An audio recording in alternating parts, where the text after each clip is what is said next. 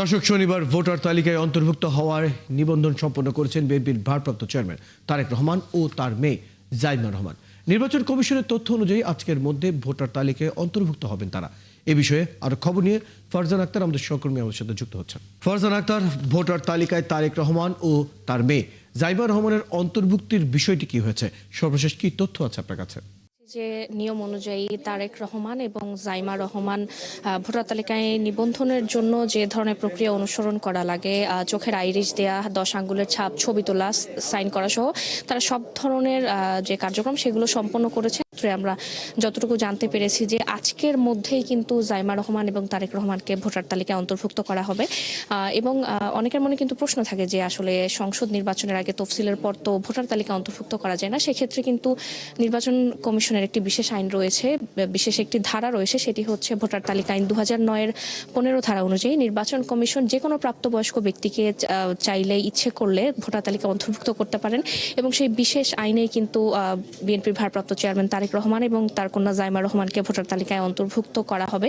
এবং গতকাল কিন্তু নির্বাচন কমিশন সচিব তাদের সেই নিবন্ধনের পর যখন ব্রিফ করেছিলেন, তখনও কিন্তু তিনি বলেছিলেন যে আসলে নিবন্ধনের পর কিছু প্রক্রিয়া থাকে, চোখের আইরিশ, হাতের 10 আঙ্গুলের ছাপ, এই বিষয়গুলো আসলে ম্যাচ হতে কিছুটা সময় লাগে। এইগুলো যখন ম্যাচ হয়ে যাবে এবং নির্বাচন কমিশন আসলে যে নিয়ম অনুযায়ী ফর্মালি একটি সিদ্ধান্ত নিয়ে তাদেরকে ভোটার তালিকায় অন্তর্ভুক্ত করবেন, সেটি আসলে আজকের মধ্যেই হওয়ার কথা রয়েছে।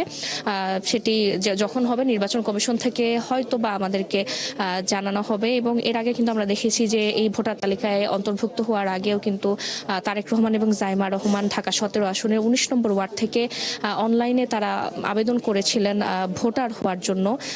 তারপর তারা এসে নিবন্ধন করলেন এবং এই যে প্রক্রিয়াটি সেটি বলা যায় যে আজকের মধ্যে সম্পন্ন হবে। যেহেতু আগামীকাল কিন্তু আমরা জানি মনোনয়ন জমা দেওয়ার শেষ দিন, সেক্ষেত্রে নির্বাচনে লড়তে হলে মনোনয়ন কালকের মধ্যে জমা দিতে হবে। এবং তারেক রহমান এতদিন যেহেতু ভোটার ছিলেন না, আমরা জানি যে 2008 সালে রাজনৈতিক প্রতিহিংসার শিকার হয়ে তাকে দেশ ছাড়তে হয়েছিল এবং এরপরেই কিন্তু এই ছবি সম্বলিত ডিজিটাল যে ভোটার তালিকা সেটি আসে, নির্বাচন কমিশন সেটি প্রকাশ করে এবং তিনি বিদেশে অবস্থানরত থাকার কারণে সেই ভোটার তালিকা অন্তর্ভুক্ত হতে পারেনি এবং দীর্ঘ 17 বছর পর তিনি দেশে আসার পর আসলে সেই ভোটার তালিকায় অন্তর্ভুক্ত হতে যাচ্ছেন। এবং এই ক্ষেত্রে বলা যায় যে তিনি আজ ভোটার তালিকা অন্তর্ভুক্ত হলে তার আসলে নির্বাচন করার ক্ষেত্রে কোনো বাধা থাকবে না এবং এই ক্ষেত্রে তিনি।